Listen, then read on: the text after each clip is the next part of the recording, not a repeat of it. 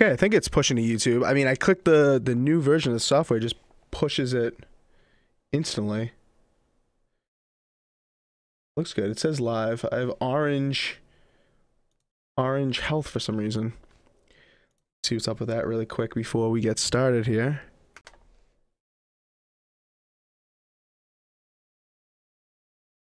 Stream health orange. I don't know why that's orange. Viewers may be experiencing small issues. Why is that? I wonder. Huh.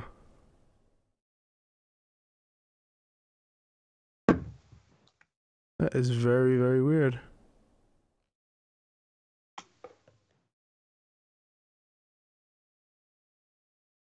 If you're in the chat and you're watching already, tell me if it looks like there's some issues going on.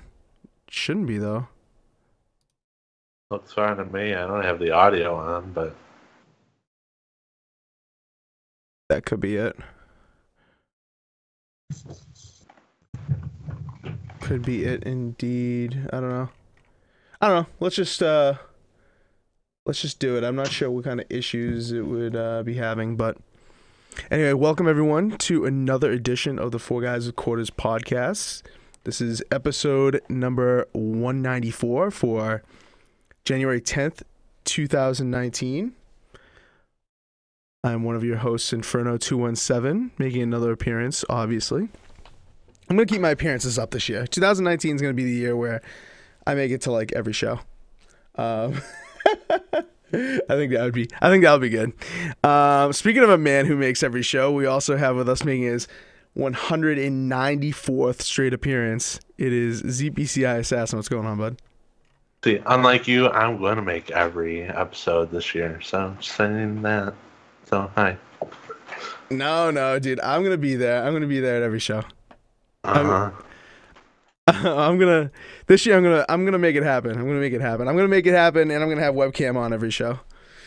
We're gonna work on getting webcam on. We're gonna work on whatever's going wrong with your computer. I gotta send you this laptop. We gotta get the battle station for ZPCI Assassin going for 2019. Also joining us this week, we've got Clowns, Italian Clowns. What's going on, bud? Hey, what's going on, everybody? And Clowns has got this new show he's doing. You guys should go check it out. He's doing it for our YouTube channel. It's another Four Guys production. He's gonna take over the production role. And why don't you go ahead and tell us about that? I got the background here, showing to everyone what you're gonna be using as your stage. But why don't you tell everyone what 4GwQ Presents is gonna be like? Yeah, man. So 4GwQ is going to be something a little bit different than normal just video game stuff. I'm bringing on our friend Cody, who is very big into anime, manga, very big into comic books as well. So we're going to discuss like everything pop culture, but we want to do it like in a comical, nonsense kind of way. We don't always want to be like very serious about the news. We want to be able to joke around, have a little bit of fun. Have big cats like step in our window and hurricanes outside the window and proof that Florida's sinking will be out the window. All that kind of stuff. It's going to be a lot of fun surprises. And for all you fans of Four Guys with Quarters, if you stop by on the new episode, once we actually do have a schedule to go live, I'll even put in surprise pop-ups with your names, like your avatars and stuff coming by and make them pop in the window or on the TV. Something really cool for everybody to have fun with. Nice. Yeah, so definitely look out for that because, it's a little bit different than what we usually do, but it's going to be pretty regular and going to give our channel a little more content, so to speak, so that you guys will enjoy some other things other than this podcast every Thursday. But so we are also supposed to be joined by Krypto 9095, awesome gamer, awesome entertainer. But he just had a baby, so I'm not sure if he's gonna make it. If he doesn't make it tonight, we're gonna slot him in for another podcast. But we appreciate him, agreeing to come back on the show. But tonight. I don't know if it's gonna work out. His girlfriend literally, or wife, I don't even know if he's married now, literally just had a baby like a couple days ago. So what is my brother saying to me? Thought he was talking about the podcast. All right. Anyway, we must continue. Obviously, we got some big topics tonight. So we're going to talk about everything that's going on at CES right now, including the Elgato stuff, the new Elgato streaming tools that they announced. They had 4 big announcements, but only 2 I think are pretty big for streamers, and we're going to get into those 2 momentarily. We'll dabble a little bit with the Destiny news that just dropped. Activision is releasing Destiny and Bungie as the publisher. So actually Activision was the publisher. I don't know why I'm not saying that right, but Activision was the publisher of Destiny, and now they are no longer the publisher, and they're going to transfer the publishing rights to Bungie. So we'll talk about that a little bit. Talk about Nintendo potentially exiting the console business. Seems like it's crazy, but I guess it may happen. Who knows?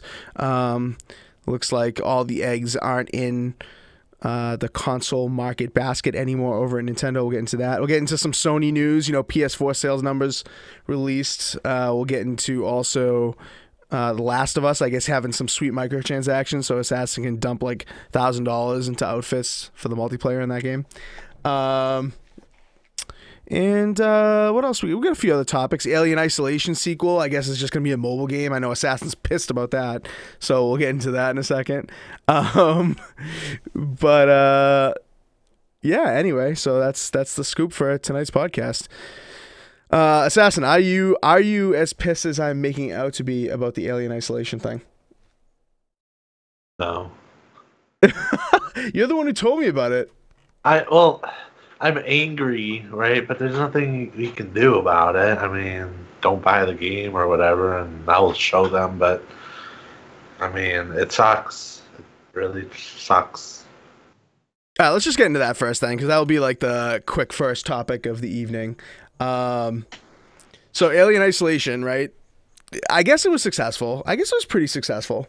More successful than I expected, especially with all the bugs that were apparent in the game and how difficult it was, but it had a good cult following, and I guess people were expecting a sequel on console, and I guess it's just coming to mobile. I mean, I don't know what made them hedge their bets in the mobile market. Obviously there's way more people playing on mobile platforms, but at the same time, like, I think it's kind of crazy that they're just going mobile. Clouds, did you see any of this, and do you have any thoughts on this? It just seems like maybe the franchise is dead and on its way out, like, completely. So they're doing like a cash grab and be like, maybe mobile can save us. Maybe we'll put in a whole bunch of, transactions on this mobile thing. So, that's how I feel about it. It's a real shame for the series, because I think it did have some fans on the console and PC, and to go the mobile route, I guess everybody's going mobile these days, but to leave out your core fan base is kind of ridiculous. Yeah, I agree. I mean, it's the people who made it popular are not mobile players, they're primarily console players. The people who made it popular want to game on a home console, home platform. They don't want a game, like, if they brought it to Switch, I'd be like, okay, maybe. But bringing it, solely to mobile, man, I think that's just a stupid idea. But nonetheless, that's the decision they're making. And I know Assassin's saying he's trying to play it cool. Like, he's not really upset. But I know deep down inside, Assassin, tell me the truth. You're crying over there. I mean, I'm a little upset. I mean, there was some things I hated of the first game, like the AI, especially the alien could have been like stupid broken.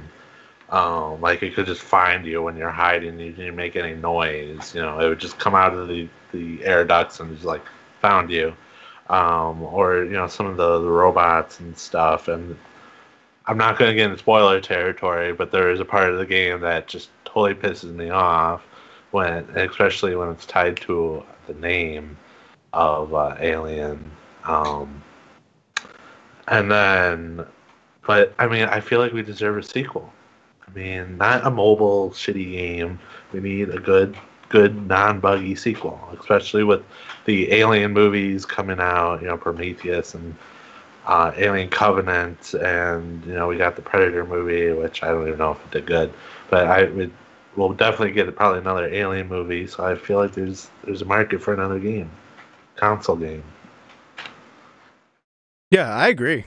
I you know, and after the cult following it had, I feel like that sales on the sequel just would be way higher than that of Isolation. I feel like Isolation came kind of slow out of the gate, and then, you know, people started talking about it, people started buying it, then with all the bugs and, you know, the extreme difficulty that was associated with that game kind of turned people off, but then it got a cult following again. It was kind of like a little bit of a roller coaster in terms of sales and popularity. But that, you know, I didn't personally play it, but I know you played a little bit, and I know a few people that I've talked to on Twitter and Xbox that have played it, and actually, you know, all things considered, really enjoyed it, and probably would have spent, you know, maybe 60 would have been a little too much to get people back on it, but like $40, $30, I think that would have been a nice sweet spot. But hey, who am I, right?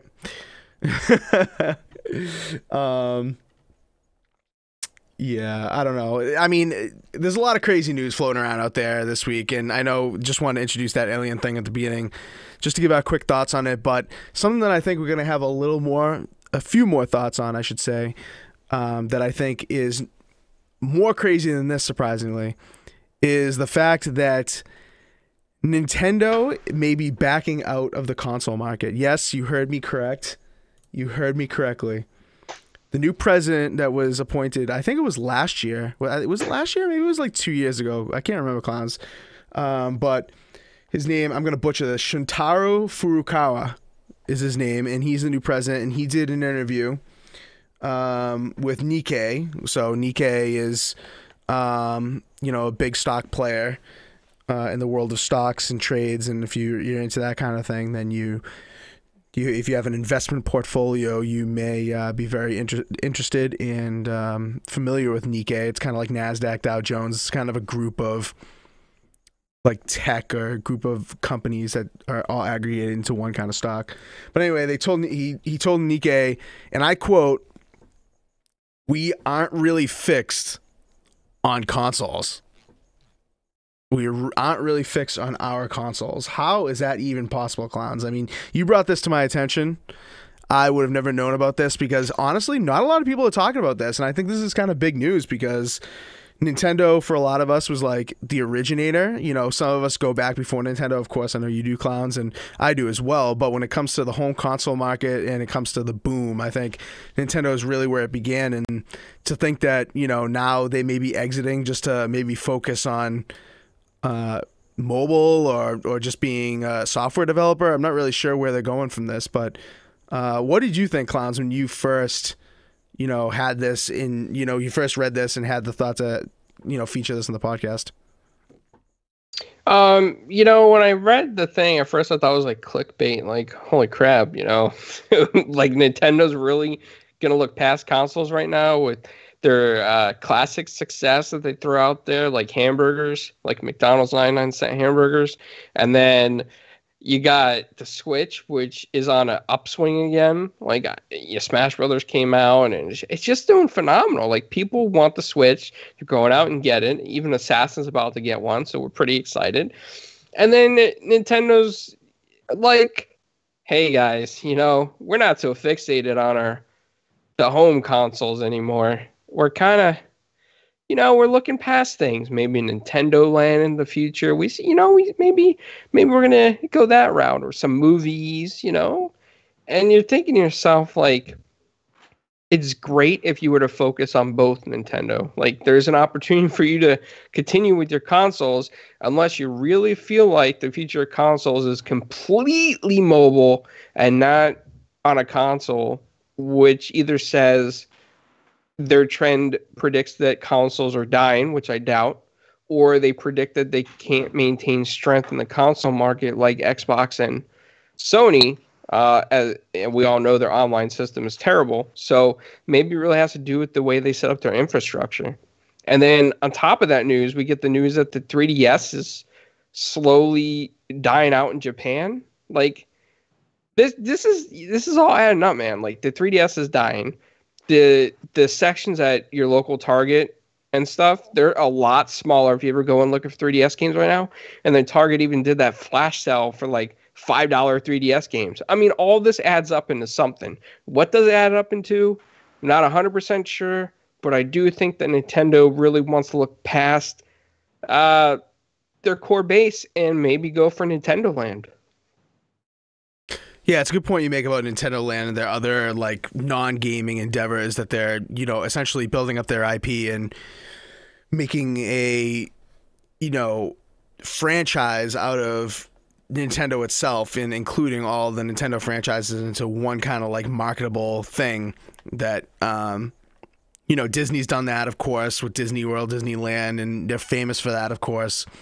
Like I think a lot of people, when they think of Disney, you know, they instantly think of, especially in the US, you know, they think Disney World, Disneyland, they think things like that. So maybe Nintendo wants to capitalize on that. I know Nickelodeon tried something like that, failed miserably, but that was back a long time ago, like 20 so years ago. And, you know, maybe Nintendo thinks that that's a good idea. But you made another interesting point about the 3DS, which is huge because they just had a new release after Christmas over in Japan on the 3DS, and the sales were terrible. Mario and Luigi Bowser's Inside Story and Bowser Jr.'s Journey. I guess that's all one title. I didn't even know about this game, which even further proves the point. Yeah, it is. That's all one game. Mario and Luigi, Bowser's Inside Story, and Bowser Jr.'s Journey. What a mouthful that is. Anyway, brand new release, only sold like 9,000 copies, just over 9,000 copies. So that's pretty pathetic. Yeah, I mean, maybe they're moving on. Maybe, you know, he talks about, let me see, he talks about the, I want to quote him directly and quote him properly. He says he's, blah, blah. Oh, they're uniquely developed on the Nintendo Switch and its software, and that's where we're basing on how we deliver the Nintendo experience on. And the Nintendo experience is like in quotes. It had emphasis. So maybe that Nintendo experience is coming to like a streaming stick in the future, like you said, like technology's changing. So he also says that. He says, that being said, technology changes. We'll continue to think flexibly about how we deliver the Nintendo experience as time goes on. So maybe like they're going to be all in on a streaming stick. Maybe they're going to have the infrastructure to deliver streaming gaming, like Google's tried this year, like NVIDIA, you know, like Xbox is doing with the xCloud, that kind of thing. Yeah, I mean, that's what I'm kind of gearing at, kind of what I'm feeling. I think they really want to go with like mobile phone development. Maybe they're setting up their future to do third-party stuff and allow third-party licensing on their products. It would only make sense for them because their online infrastructure is just terrible.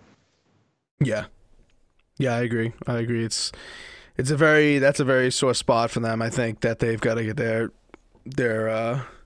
game on getting that online settled, and they thought that the Nintendo Switch online service was such a big thing with the, you know, with the downloadable games and with, you know, being able to finally have like a good multiplayer chat system and all that stuff, and ended up being a big disappointment, so to speak. So, Seth, let me get at you on this, dude. What do you think about this news? I mean, obviously you're looking forward to getting a Switch either later this month or maybe next month, you know, sometime in the next, you know, 4 to 6 weeks you're looking to get one, and I know you're excited about it, but now, you know, are you less excited because of this news? Are you thinking kind of like the writing's on the wall with Nintendo, or like, are you stunned by it? What are your thoughts on it? Well, first off, I'm excited to play some Nintendo games. It's been a really long time since I played a new Nintendo game. So I'm super excited. With that said, I hope in the future if they do go third party, I would love to see like Mario Karts on the Xbox, so I could kick everyone's ass in Mario Kart. Don't disrespect me like that. That's You know a I'm gonna whoop promise, your ass just on saying. that. No, I'll you destroy know. everyone. No. You know I'm gonna whoop your ass on that. Nope, not gonna happen. All right. Same thing with Mario Kart and Smash Bros. I would love to see, they could have like deals with like Xbox or PlayStation, put like Nathan Drake or Master Chief in there. That'd be so cool. And yeah, but then on the downside, Nintendo is being stupid, and I would love a console in the future with good stuff. Yeah, I mean, dude, I think Nintendo consoles are here to stay. I think they're mainstays. And I know, like, they're seeing the dwindling numbers for the 3DS, but the 3DS is like 8 years old. I mean, it's time for, if they wanted to make another, like kid approachable, lower cost mobile system, to follow in the lineage of the Game Boy and whatnot. I think they could probably get away with it, even though I think the Switch is really the future of their mobile quote unquote market and mobile console hybrid market, but I think they could probably still get away with it. But that said, I don't know. They don't look like they're too enthused with creating anything other than Switch right now. And if you think about life cycles for consoles, I mean, the Switch has it's been almost 3 years. The Switch launched in March of 2016, I believe.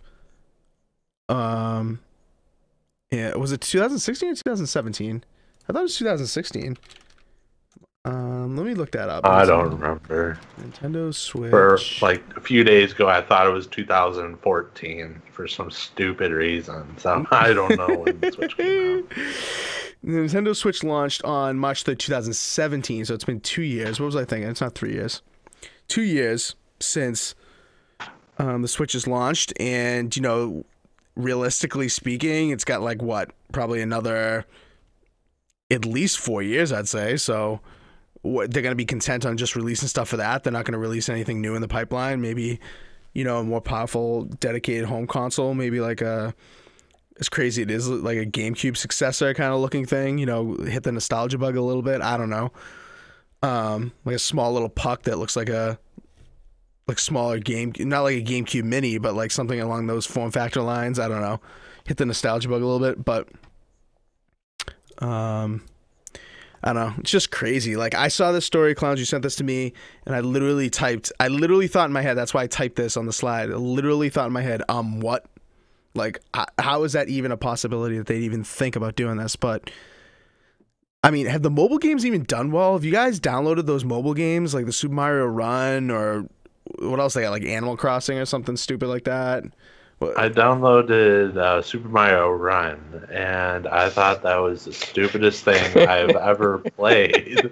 I'm like, because I have said in the past, I hate mobile games. So I'm like, excuse me, like I'd rather play a game on a Nintendo system, like Super Mario Galaxy or 64 or Smash Bros. Ultimate or whatever. Like, I don't want to play these stupid mobile games. Jizzle says you're wrong about that. Assassin, he says in the YouTube chat that Super Mario Run is dope. What's wrong with you? A lot of things, but yeah. Well, he also interestingly says that Apple should just buy Nintendo. I don't know about that. I mean, Apple's in some financial troubles right now. They've slid down to like 4. I mean, relatively speaking, that sounds stupid of me to say that, but relatively speaking, I bet you they probably, they're not thinking about buying Nintendo right now. They're thinking about how they're going to sell more iPhones, I think. Yeah, Clowns, have you tried like Super Mario Run or any of the Nintendo mobile stuff? I did try the Super Mario Run for a little bit, and then I was like, this game is probably for, those gaming whales, as they call them. They just want to pump money into microtransactions. Yeah. Yeah, maybe they think that their niche of the console market doesn't really go for, so to speak, doesn't really like microtransactions, like you buy a Nintendo console, I think, if anything, out of the three, I think you'd think Nintendo console doesn't have microtransactions. Like, I know a lot of people who are surprised that the Nintendo Switch games have DLC. Like, I've talked to people who think that Nintendo consoles just don't have games with DLC. It's just you buy it and you got it. Yeah. You know, that's just the stigma. And obviously, if that's the stigma right now, like, you're not gonna have any sense of getting like games of a service or games as a service games or anything like that. You know, obviously there are no Nintendo first party games as a service games or anything with real microtransactions. You can play like Warframe or you know, if you play like Warframe, Fortnite, you know, those games are multi-plat, those games have microtransactions, Rocket League, but those aren't Nintendo games, and Nintendo didn't establish that market, you know what I mean? So it's maybe that's why they want to focus on mobile. Maybe they just want their, you know, the income to come in more long term, you know. Obviously that's the goal of any company, but Jizzle says the Jizzle says that Jeff Bezos is in financial trouble. Did you hear that? Did you guys hear about this? The guy who the leader at Amazon over there is getting a divorce. Yeah. Man. Yeah, but isn't it like amicable? Isn't it like they're both like happy about it and they're all like friendly and be like, we're gonna hang out with each other in the future, drink coffee, take some pictures, you know, make a rock band in the future? Isn't it like really nice kind of stuff? Jizzle saying no, he cheated on her. I don't know if I saw that, Jizzle. I mean, come on, is that really a thing? I'm gonna have to fact check Jizzle on this, but I mean, even if it's amicable, clowns, I mean, don't you think like part of a amicable split between one of the richest men in the world is probably going to be like, oh well, you know, I know we still love each other, quote unquote, so you'll take care of me, right? You know, it's like, what is she going to split and like start working at McDonald's? Well, I think she's like a famous author or something. I think she's got really? like her own shindig as well. Let's see.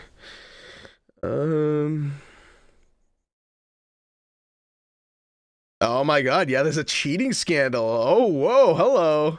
Dude, this is new. This is pretty new news. These stories are like 35 minutes ago, or a couple hours ago.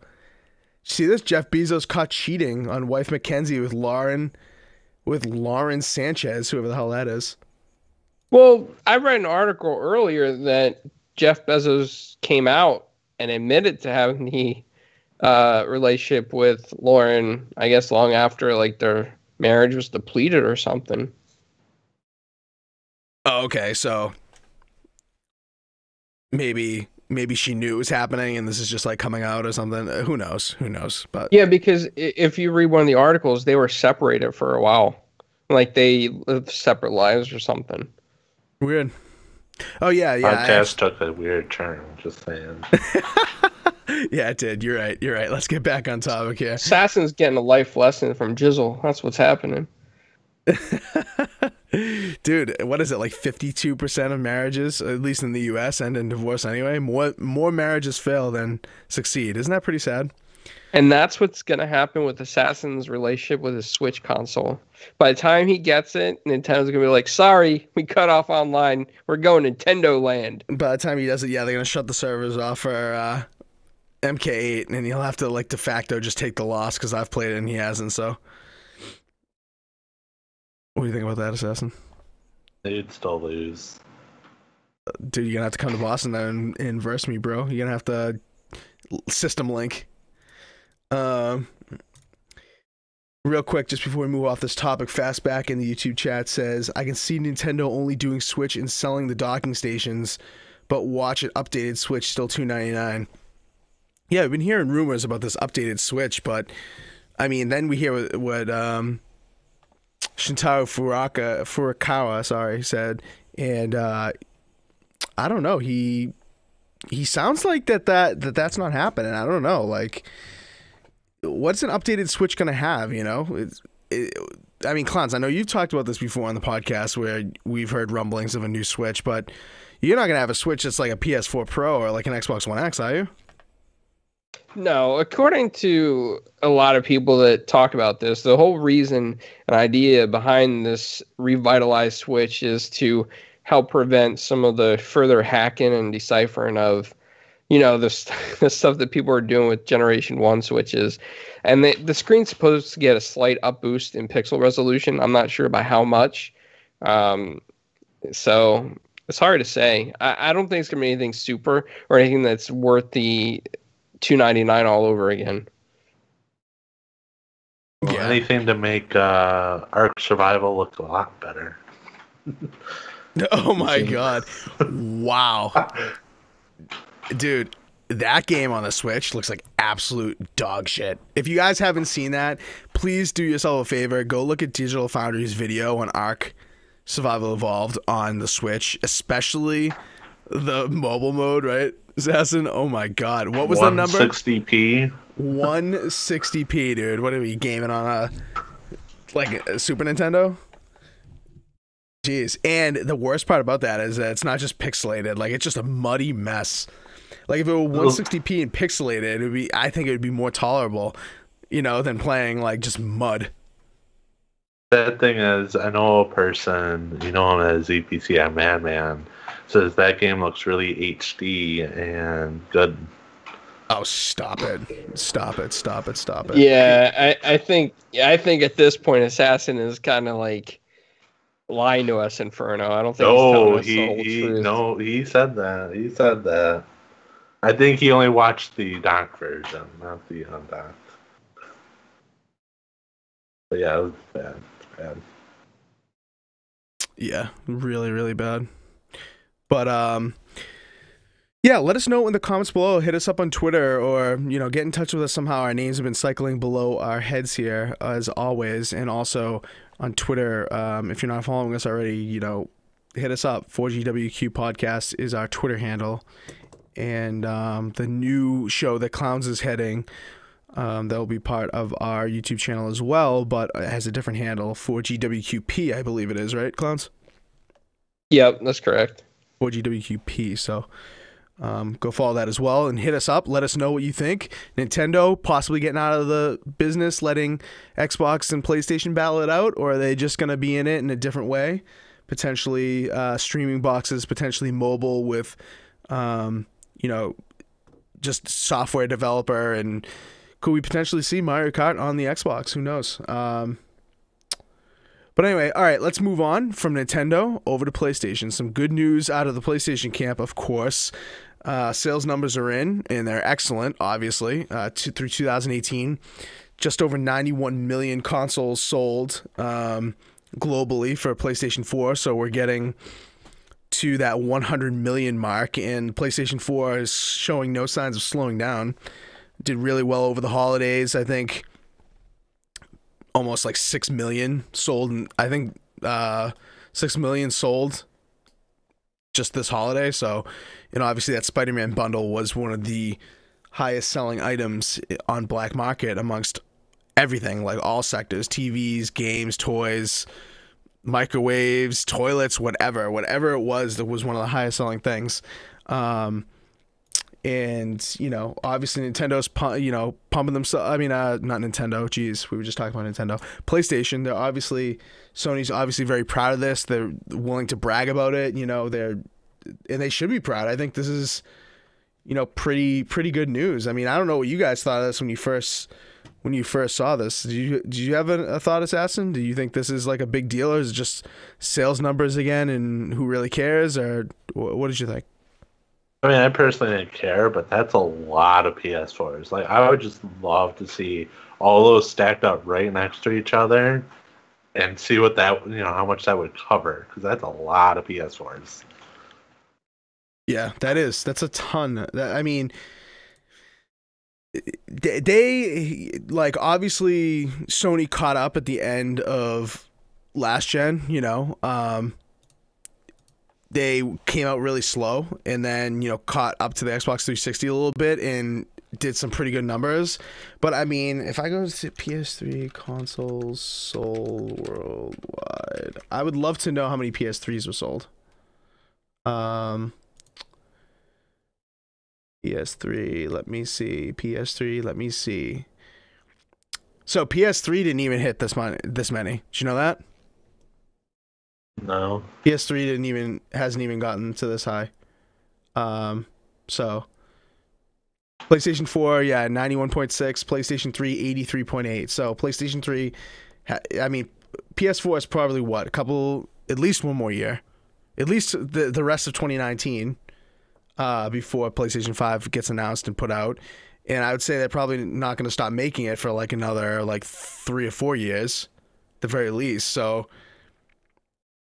you know, it's easily going to be up there with like PlayStation 1, I think. PlayStation 1's at like 102.5 million. And PlayStation 2 is probably unreachable. That's like 150 something million or 160 million, something like that.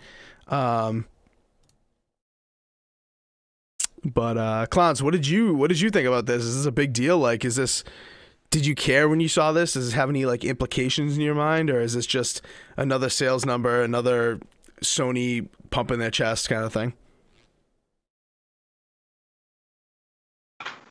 Is he not here? Is he not here? Hello? Oh, he muted himself. So he is actually not. Oh, no. Yeah, I'm here. Okay. Sorry, my dog. No, but you know, I just think this MPD stuff needs to go away. I think it's really not as relevant today as it used to be. It's Microsoft is doing fine. They're not going anywhere. Xbox ain't going anywhere. Oh my God, PS4 sold so many. It's so great. Let's throw a party, have a celebration. I don't know why people care. Like, does PS4, does Sony go to their house and Yoshida knock on the door and be like, yo, you just won Publishers Clearinghouse because we sold 91.6 million units? No. Like, nobody at their house should really care. It's a piece of plastic. Just have fun where you play. You know, people use this for too many wars that are really non-existent. Like, it's really crazy how people get over this stuff. But Xbox has no games. You know, I'm sure at the Microsoft headquarters they have darts, you know, on the lunch break room and stuff, and maybe some volleyball. So they got games, Assassin. Don't worry about that. Sure.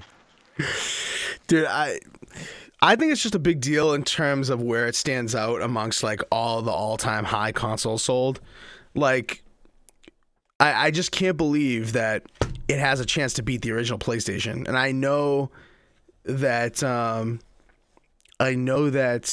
obviously the original PlayStation, the landscape was a lot different, you know, like it's not like games and consoles were necessarily as easy to come by or as easy to get. They didn't have like as many sales that were widely publicized. You can't buy them online, blah, blah, blah. I know this, that, and the other thing. There are excuses, but still, I think of PlayStation 1, I think that was a juggernaut back in the day. I thought that was like the sales king.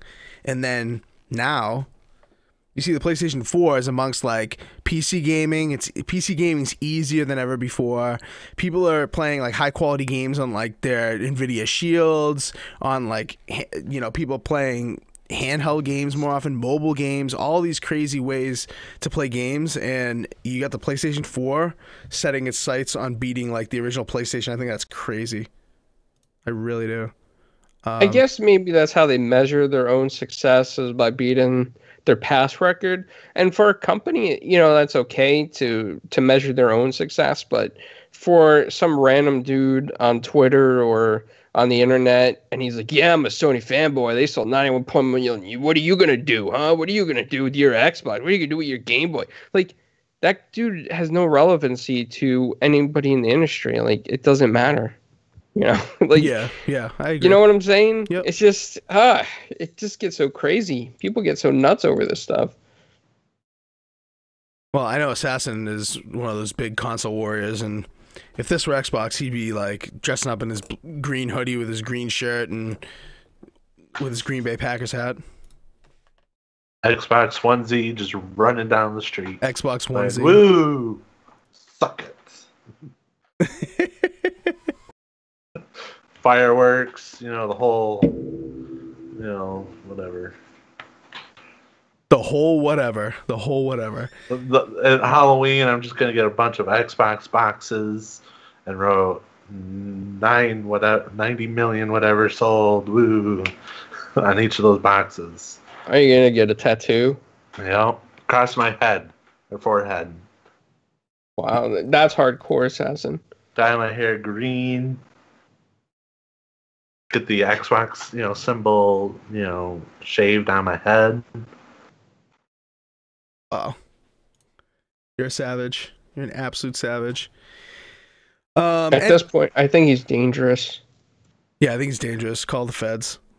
Call the feds. Other, I think more, not necessarily more interesting, but I mean the game isn't out yet, so kind of interesting news that dropped that's PlayStation related is that there's very, very strong suggestions that The Last of Us Part 2 will be, will have a big multiplayer focus. They're hiring people left and right for the multiplayer portion, and they're hiring people left and right for the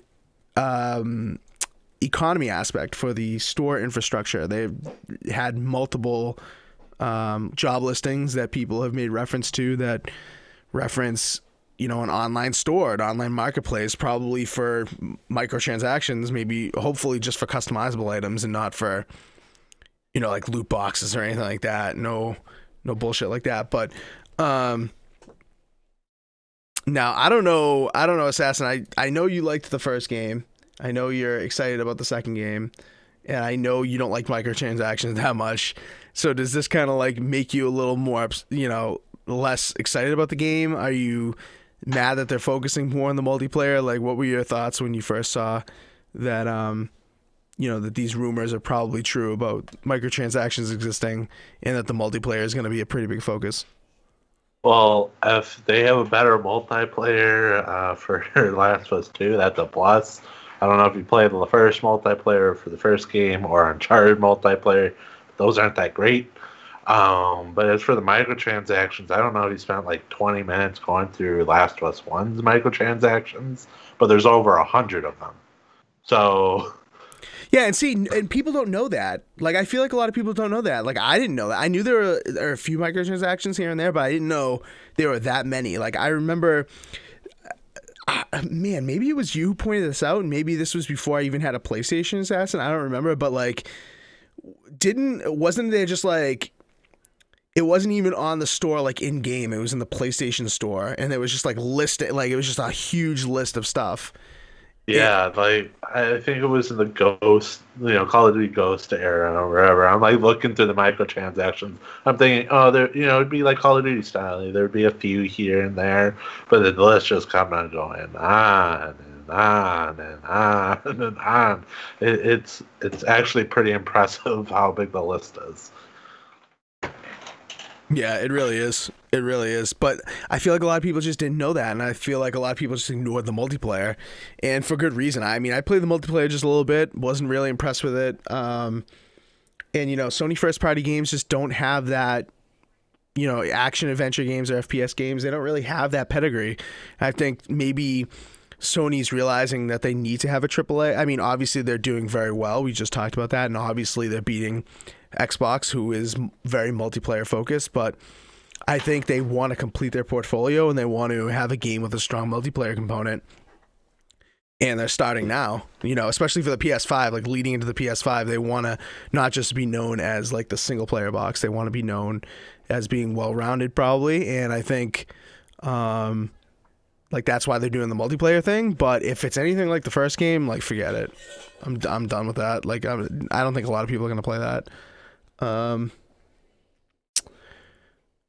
what did you think, man? I know you're not like too huge into the multiplayer in these kinds of games because I know you played Uncharted multiplayer a little bit, but Last of Us multiplayer, I don't know if you have played that, but what did you think of this news? I didn't even pay attention to it because I really didn't care. Dude, it's like that's exactly it though. Like that's exactly it when it comes to news like this, because like this seemingly should be a big deal that a game like this is going to get a multiplayer that's apparently being fleshed out and that it's going to be like have some value to it. But like people just know the past games, they just know the history of what Sony's done with their first party, and they're like, no thanks. You know what I mean? It's like just a bad stigma. Yeah, I mean, outfit, $9.99. If I'm looking at this window correctly that you did. Yeah, I'm not sure about that, but I mean, like, I'm just theorizing. People will buy into it anyway. Yeah. Yeah, I think they will. I think people are gonna be. I think some fans are just gonna be so excited about having like a reasonable multiplayer that they will. Like, the diehards are the ones that buy these things anyway, and the diehards will try it out. But like, if this is Sony's attempt at getting people who enjoy microtransactions in other games like Call of Duty or Fortnite or whatever, if they think that's their way to get them to play games like this and maybe increase the sales numbers and increase the viability of these games, I think they're dead wrong. I don't think that's going to work in a game like this. I mean, when has that worked? That didn't work for Uncharted. You know? People don't buy Uncharted 4 right now to play the multiplayer. They buy it if they haven't played the single player. Stop lying. They buy it so they can see Nathan Drake dab. Oh. Wait a minute. How did you even know he dabs? Because if you go through the store, the microtransactions, or whatever, you have a bunch of remotes, and I think there's a dab one. There's a bunch of other ones. I've looked through it when I think I dabbled in the survival, whatever. Dude, don't tell me right now that you were thinking about buying microtransactions when we started playing that for like 2 hours. No, I looked. I just, I was curious what they had. So I looked through them. I wasn't gonna buy any. I'm not. Yeah. Inferno. I'm not sure if I'm believing this guy right now. Yeah. I mean, I could take a picture of me not spending any money on the game except the $15 I did to buy the game. Yeah, we need some proof.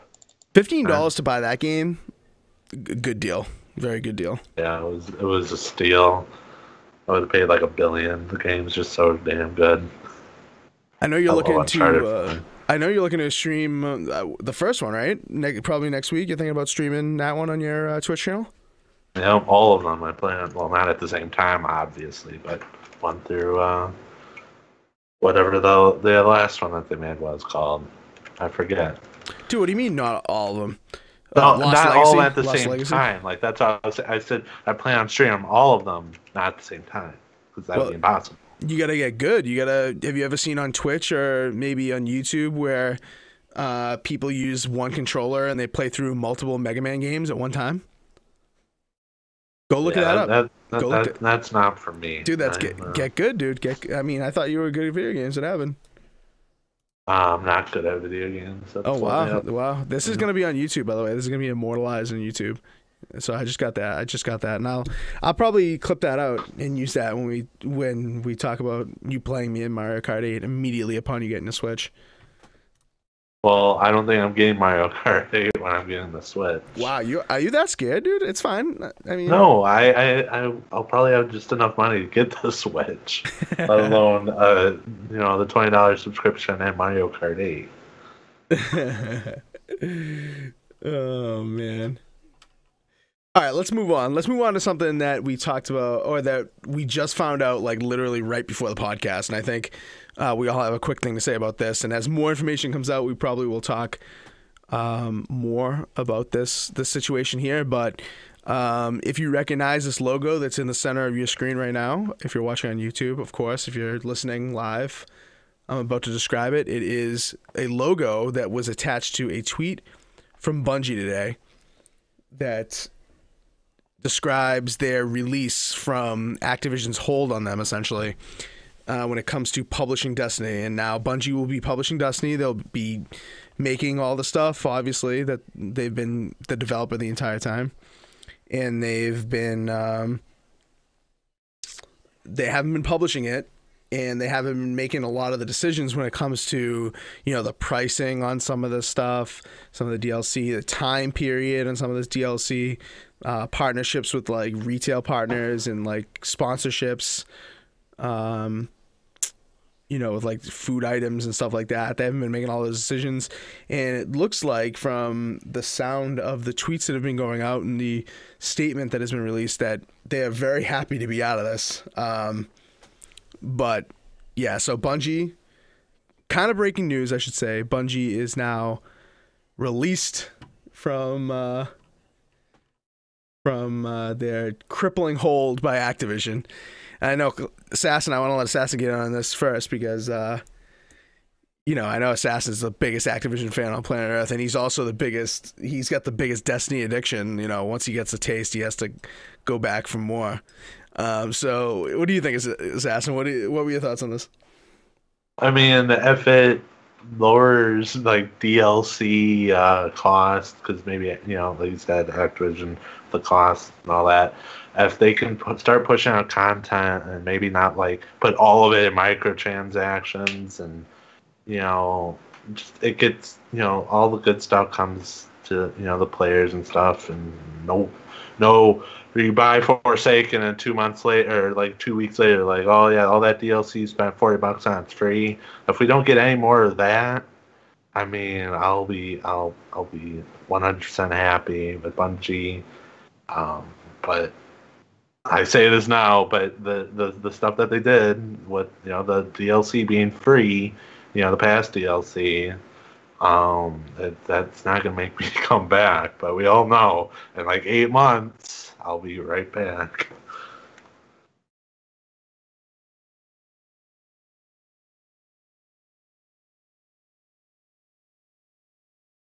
Yeah.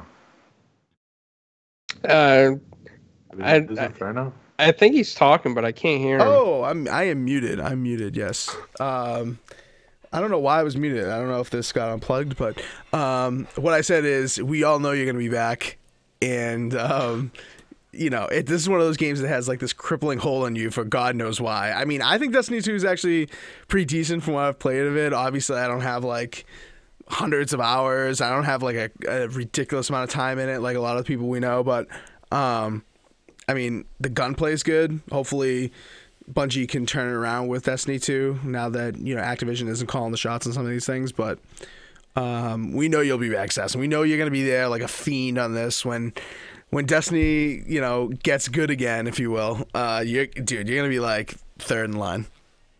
Well, I mean, it seems like I'm not going to buy it, but the annual pass that should have been part of Forsaken at no charge. Like, it seems like they're adding content quite more regularly than they used to, which is a plus. But I mean, you have to spend more on already a steep entry fee for a game that's already 2 years old or a year old or whatever.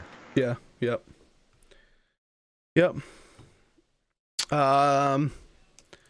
Clowns is gonna get you to come back to Destiny. Are you now like on Bungie's bandwagon now that Activision is gone out of the picture, or are you sticking to your guns about microtransactions, and now that those are probably gonna be lessened a little bit or handled differently, you're upset about this news? What are your thoughts?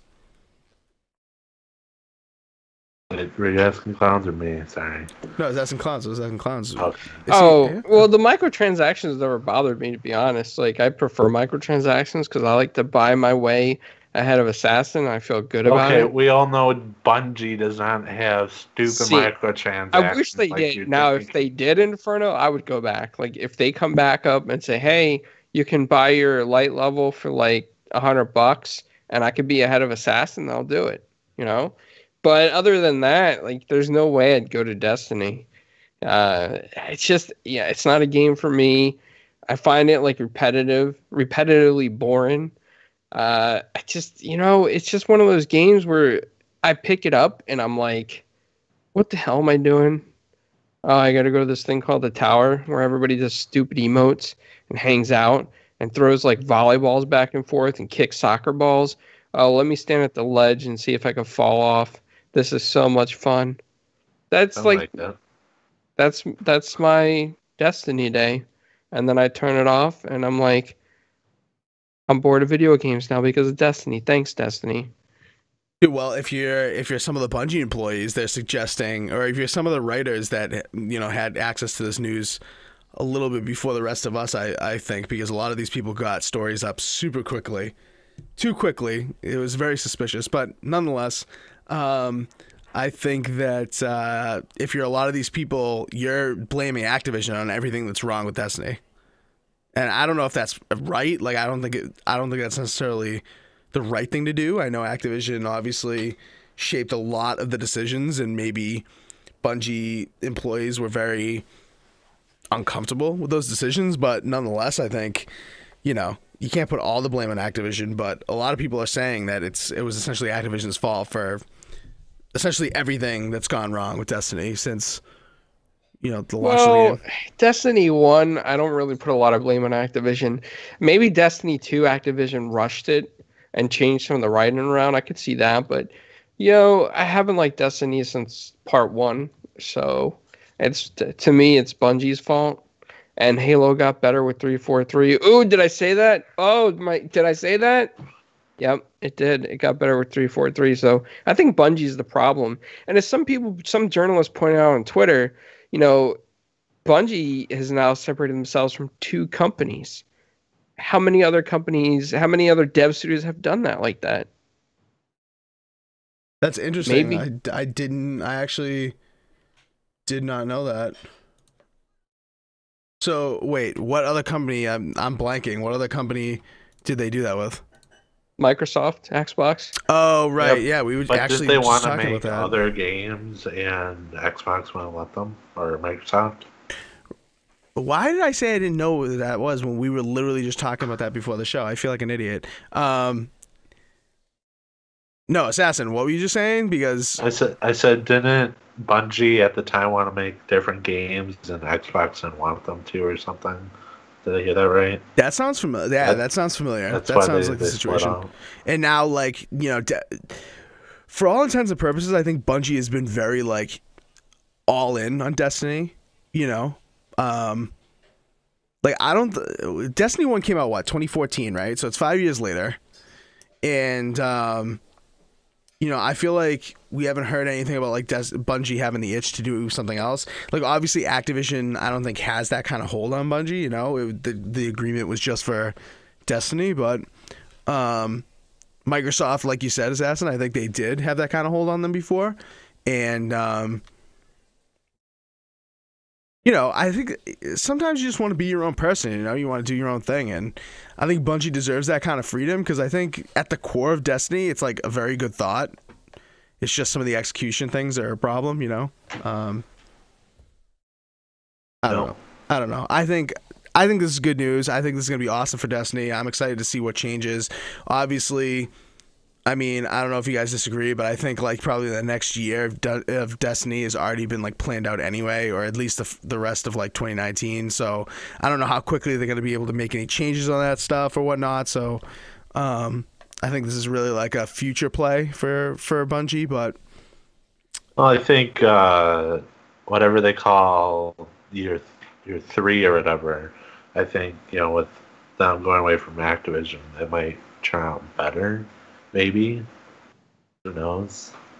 That's still, you know, months and months and months away. So I hope so. We'll see. Yeah, I mean, yeah, that's actually a good point, because year 3 is technically, like, September-ish, no? Or something like that. And then maybe we won't get a stupid annual pass. Maybe that will just be tied in with, like, the package at a lower cost. Dude, the thing that's incredible about this news too is that anything that Bungie does that's positive from now on is just going to be just a huge resume builder. But obviously that's probably not the right way to say it, but, like, it's going to be a huge, like, everyone in the news, everyone in the press is going to just eat it up and be like, look what Bungie got themselves into with Activision. Look how much better they are now. And Activision is just going to take an L on this if anything positive comes out of Destiny. You know what I mean? Everyone's going to be talking about how Activision just ruined Destiny if something else. Oh, my girlfriend just sneezed. I don't know if that wasn't there that rumor, I think, before Bungie 2 Destiny 2 was coming out, that if they didn't push it out at whatever year it came out, that they were going to own Destiny or something, right? Wasn't there, like, that annoying something news? something like that? Yeah. Yeah. I mean, it's just a lot. I'm sure a lot of stuff is going to come out. Like, if you think about the Red Dead Redemption 2 stuff and how all that stuff all leaked out about how the treatment at Rockstar and all that, and some of the employees. I think we're going to get something like that from employees at Bungie too. So I just can't wait to hear more on this, and I'm sure once we do, we'll talk about a little bit more. I feel like there's just a lot more to come out on this, but all right, let's move on. Got just a couple more things to talk about tonight, and then we will be done with episode 194. It doesn't look like Krypto will be joining us, but we will reschedule him, and his significant other, I'll say. I don't know if they're married yet, but I know he's been with her for a while, and they just had a kid, so congratulations to him, of course. But let us move on to some of the stuff that's going on at CES. And first, let's get into the stuff that I think a lot of people are talking about in terms of gaming and streaming accessories. A lot of people are making a ton of noise about this key light, this Elgato key light. So Elgato on Twitter went on there, and they essentially hyped up their CES announcements, and they said, listen, we're gonna bring out 4 new things. And everyone's like, oh my god, 4 new products, like what could it be? And people are saying this, that, and the other thing. People were saying, oh, it's a 4K HD 60s, like it's a portable 4K one capture card. And other people are saying, oh, it's this, that, it's a bigger Stream Deck with more buttons. It's, people were just speculating. And then, they came out with the 4 things that they didn't come out with them, but they announced them. And really only 2 of the 4 are really big deals for like, streamers or gamers. One of them is this key light. And personally, I don't really like this thing. I don't know what you guys are thinking about this, but I think this thing is way too expensive. It's cool that you can control it with the app. It's cool that you can control it with the Stream Deck. Anything that streamlines, tasks during streaming so that you can just continue to entertain people, I think that's a big deal. But like, I don't see people like changing their lighting setup. I mean, I've seen some things on Twitter about people saying, oh, well, maybe you would like have this thing so if somebody follows, like it flashes red or it flashes purple or something like that. That's kind of cool. Like if that's going to work like that, then fine. But like, I'm not going to be sitting here playing my game and all of a sudden like want to press a button on my Steam Deck to change the color on my light. Like I can't think of a possible like a use case for that. But anyway, just really quick, let me finish the rundown of the details and then I'll let Clowns get in on this. It's $200 almost, 200 US. You can adjust the color temperature from 2900 Kelvin to 7000 Kelvin, which is just fancy speak for saying you can have a warm light or a soft light. You can adjust the brightness 0 to 100. That's pretty cool. Obviously, I do that with my panel light right now. That's very cool. And like I said, app and Stream Deck control, and it also has a built-in diffuser, so it's not as harsh on your face if you're shining it on you. It diffuses the light evenly.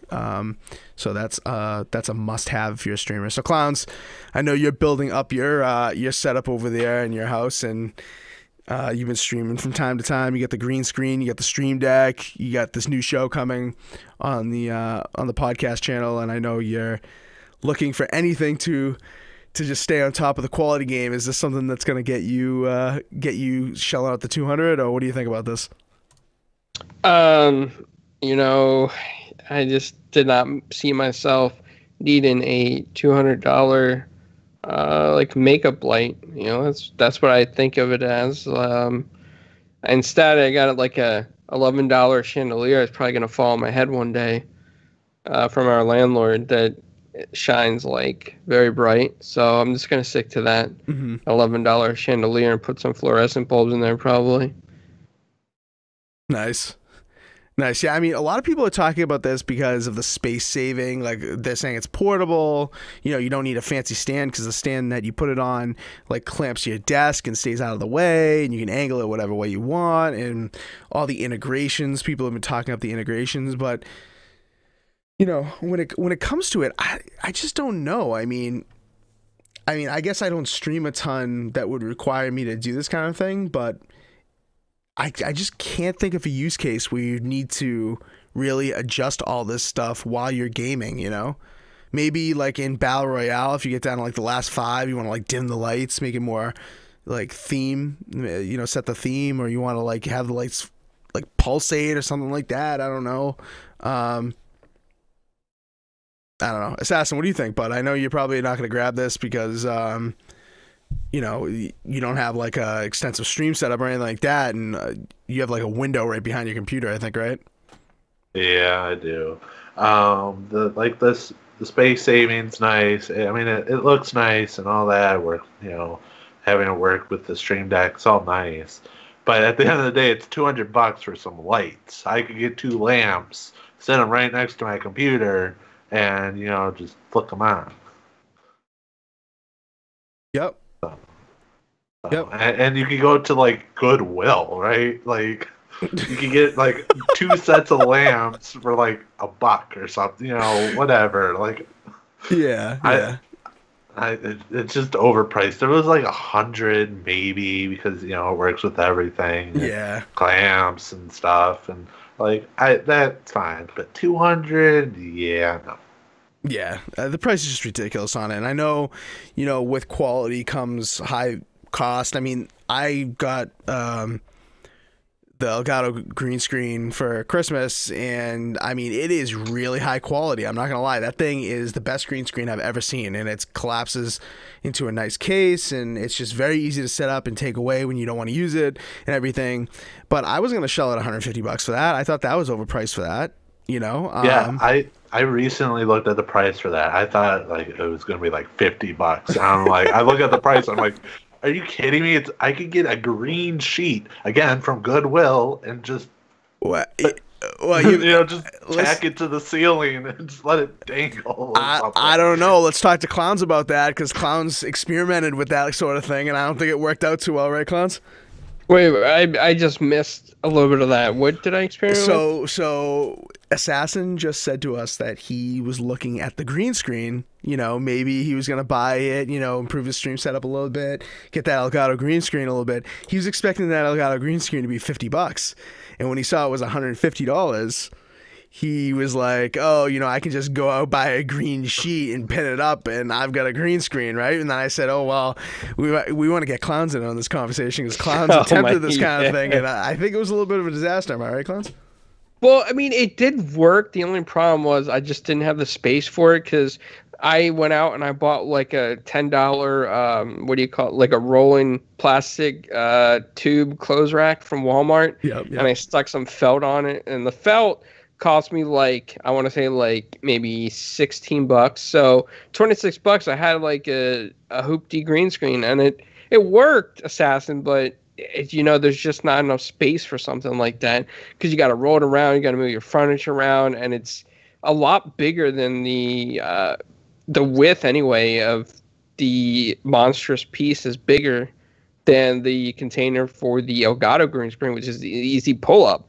I mean, you can always just paint your walls green. Yeah, that's what I was just gonna say. You could just get a can of green paint and just go to town on the wall with green paint, and bam, it's not $150, and it doesn't take any room because you have to have a wall. Yeah, I mean, you could do that. Is it ideal? I mean, you might bring your date back in the room and be like, oh, why is it green? Oh, I'm like a boss. I'm famous, so I need my own green screen room. Listen, I mean, the value of these products is really good. Like, I mean, obviously, the first thing when I saw this, we talked about this in the DMs, and I said, listen, I've got a light panel right here, and it's probably not as big as this key light. I think this key light's just a little bit bigger, but I've got a light right here, and it's extremely bright. I have 2 of them. I bought 2 of them. They were like $30 each, and they do everything this does except the app integration. Like, I can't change the color on the fly. This thing doesn't change to like deep reds or anything. You can get like a deep orange, but you can't it's not like Philips Hue lights. You can't set it to like purple or like, I know I said that earlier in the podcast, and then I thought about it and I said, wait, you can't even do that. You can't change it to whatever color you want. So, it's just like a color warmness of white, you know what I mean? Like, it could be like daylight, or it could be like a sunset light or something, like, you know what I mean? It's everything this thing does, I bought for like $35 all in on that. So it's like, I just don't see the use case of the app thing. If I did, if the app thing was a big use case, I would be like, forget it. This thing is worth it. But I just do not see it. Just do not see it. What you could do, and I don't recommend this, just get colored plastic wrap and put it in front of the light, and it's green.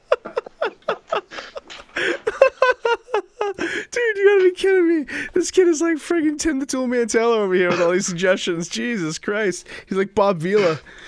He's like, all right, well, you get that little bit of problem. You paint your background green, and you get yourself some party saran wrap and throw it on there. Yeah, but it's a lot cheaper than paying $200. Damn straight it is. Damn straight it is. I mean, couldn't you just get one of those like umbrella things and then put one of those Philips whatever light bulbs in there that you could control with an app or something? With Alexa? Yeah, like, can't you do that? Would that work? I mean, you could. Clowns, I don't see why not. Exactly. I mean, it's like there's so many cheaper options that if you do a little bit of research, I mean, are you going to get the integration with the Steam Deck? No. Are you going to get the integration with, changing the things really quick on the app? Probably not. Unless you had like a tablet in front of you and you had the Hue app on, maybe you can do it like that. I think there's just better options for this thing, and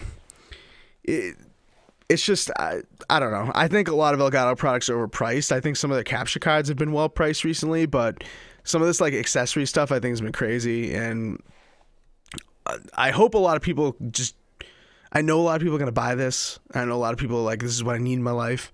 I just don't get it. And the problem is that they're going to do that, and they're just going to keep the price up. Like, if it didn't sell well, they would lower the price, but they're just going to keep the price up because people are going to buy this thing for $200, no question. Especially these streamers that are like, if you think of like $5 subs on Twitch, right? And you think that the creator gets like half that, so like $2.50. I mean, if you have like 80 subs or something, you're going to be able to pay for one of these in 1 month. Or if you have like 50 subs, you're paying for this in 2 months, so it may be worth it for some people. But sticking with Elgato, they also announced something that is a little more priced reasonably, and that is the Screen Link software. So it is free technically, but the free version's kind of shit. The free version is good for making like YouTube videos because you can do 15 minutes of screen recording over the web, over the internet, wirelessly, to your OBS or XSplit or whatever, and you can send that video over, and you can do your voiceovers or do whatever. You get 15 minutes, you get a 16 megabit per second cap. Kind of cool. I mean, I think that the free version definitely has its value, but just not for streaming. It's good for making videos. In terms of streaming, you're going to want to spend that $10 one-time fee. There's no time limit on how much you can capture through OBS or XSplit. You can just stream and use your mobile device as a wireless input into your streaming platform of choice. You get a 32 megabit per second cap on the video, which is pretty high quality. For 1080p, that's pretty high quality. I think Blu-ray is like around 44 to 48 megabit per second, so it's just a notch below Blu-ray and certainly a lot higher than like Netflix or any streaming product you're thinking of. And if you think about it, you're streaming at like 6 megabit per second anyway at max on Twitch, or like 10 on Mixer and 10 on YouTube, 8 or something like that. So Assassin, you're the one who kind of I don't know if I would say brought this to my attention, but you were the one who was kind of like giving me the play-by-play as this was being announced and about the pricing, because when I saw the pricing, I was like, oh, it's $10 a month, and you were like, no, it's $10 one-time cost. Like, you had looked into it a decent amount. So is this something that kind of interests you? Like, I know you don't really mobile game, but if you could stream some of these mobile games, are you kind of interested in it, or you just were interested in thinking that it was a reasonably priced option? I will never use this. I don't play mobile games, but after seeing the 200 key light and 150 green screen, I was expecting it to be like $50. $10 is more reasonable, and I was shocked. Yeah, you see that $10 price, and you're just like, do they miss a 1? Do they miss like a 0? Do they miss like per month? I had to refresh the screen, go back a few times, just wipe my eyes. Clowns, were you shocked by this too? I know you're kind of into a few mobile games here and there. You've played some mobile games in your day. You looking to add that to your streaming portfolio? What do you think? No, absolutely Wow. not. I Wow. mean, if I was gonna do something, I would just use BlueStacks, um, emulate the whole, Android OS on my PC, or I would use like the mobile Dell Connect app from the Windows Store, where I can do that, or you can do other methods of casting your mobile screen to your PC or even the TV. So I have no need for this $10 crap thing. I don't know. It's pretty seamless, dude. I mean, I saw the demo of it. You literally just like swipe down your command center on your iPhone, and it's literally just like a tap of a button, dude. It's pretty seamless. I mean, that has its value to some people. You're very inclined on hacking and workarounds and, complicated softwares and stuff like that. So for you, you're probably right. Like, I agree with you on that. But like, I know I think this is gonna sell really, really well. Like, I think the $10 for a lot of streamers is like a no question buy. I think that's gonna, at that price, I think it's just gonna sell like hotcakes. Well, then everybody can stream those Nintendo mobile games. Yep. Super Mario Run being streamed. Or like, there's a lot of mobile games that people don't stream. I mean, it's out on Switch now, but that game Arena of Valor, that MOBA, that game is exceedingly popular. It's very popular on mobile.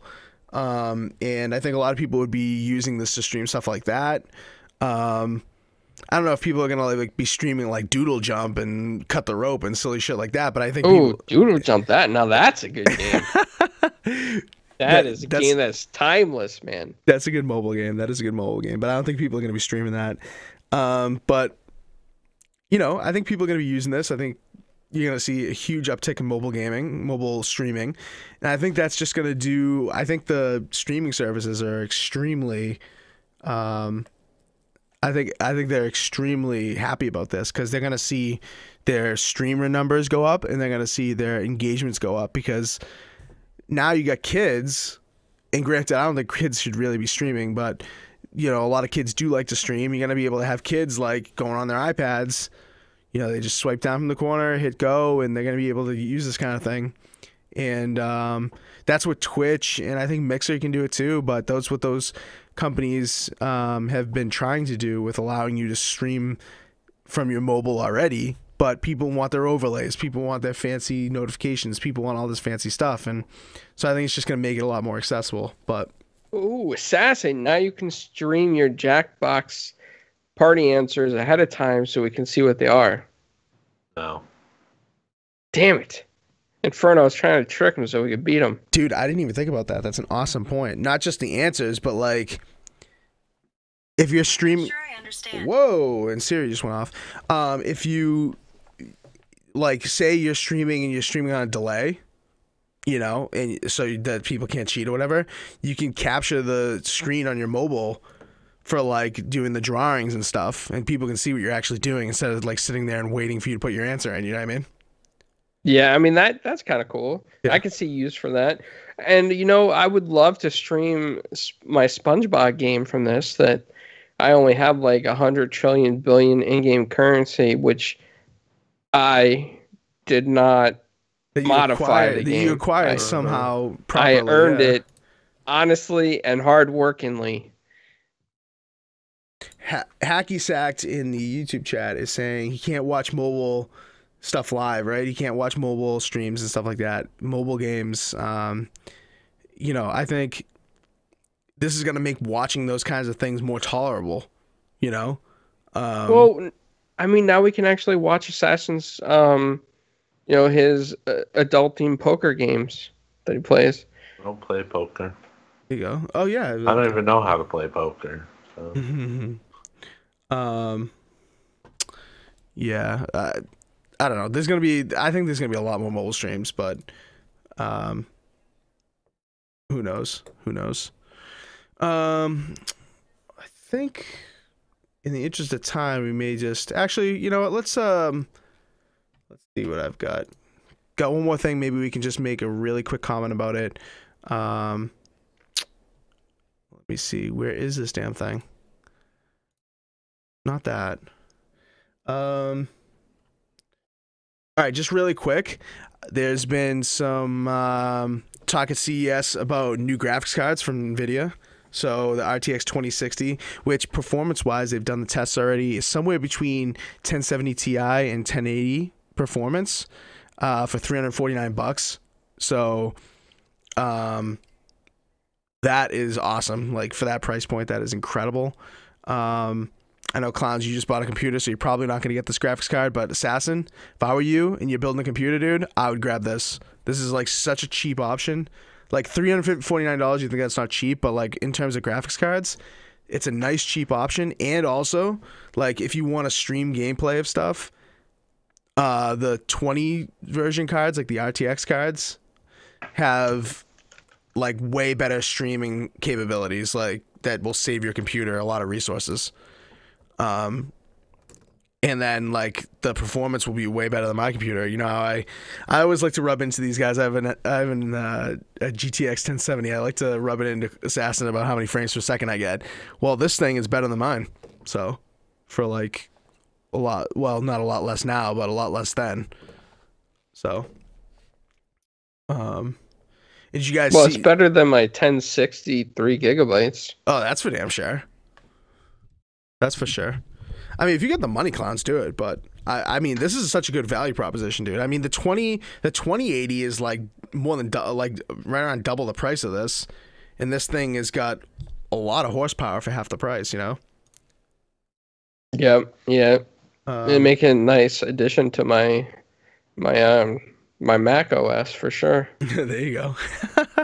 Yeah, did you guys see that AMD announced their new graphics card, a 7nm process graphics card that I guess Phil Spencer was on stage, I guess, talking about it? So is that, I think that may be the one going into the next Xbox, who knows?